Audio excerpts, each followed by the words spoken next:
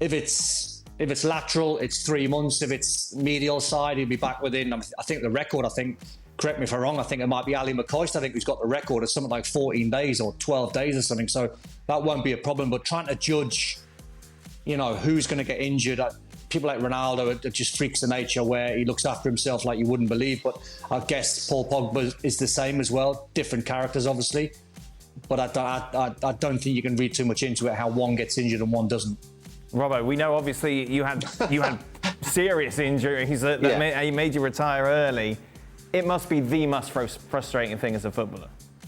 It's more frustrating since I retired, because I know now that the injuries I had and the misdiagnosed, I could have sorted those, they could have been sorted out at source.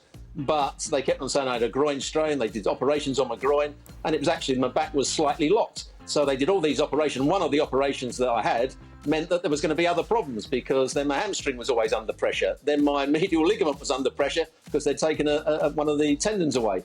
So I was always under pressure. What I had to do is, when I was fit, I had to be fitter than the other players in terms of general fitness, and make sure that when I played better than anybody else. That was the way I had to go about things, because I knew I was going to miss games through injury.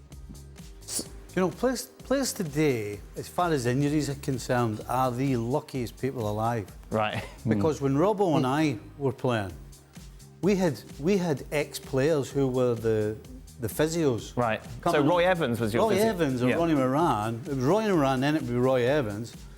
They were coming on the field of play if you went down.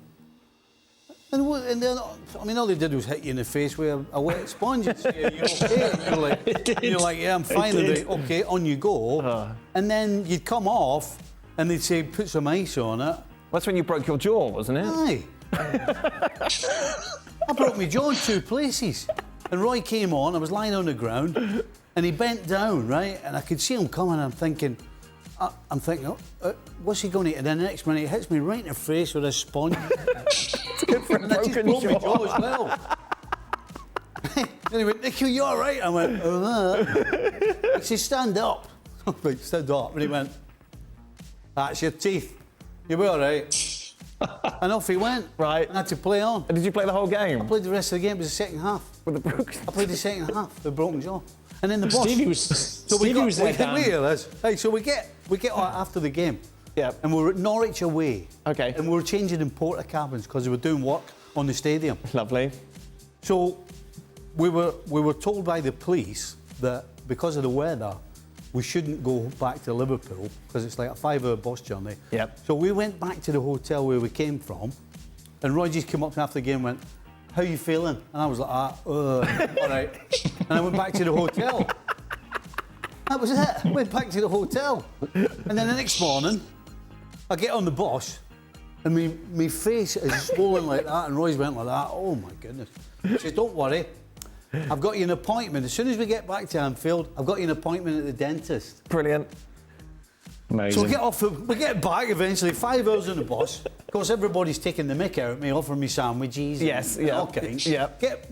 Get to Anfield, and as I get to Anfield, I said to Ken, because we no mobile phones around. Yeah.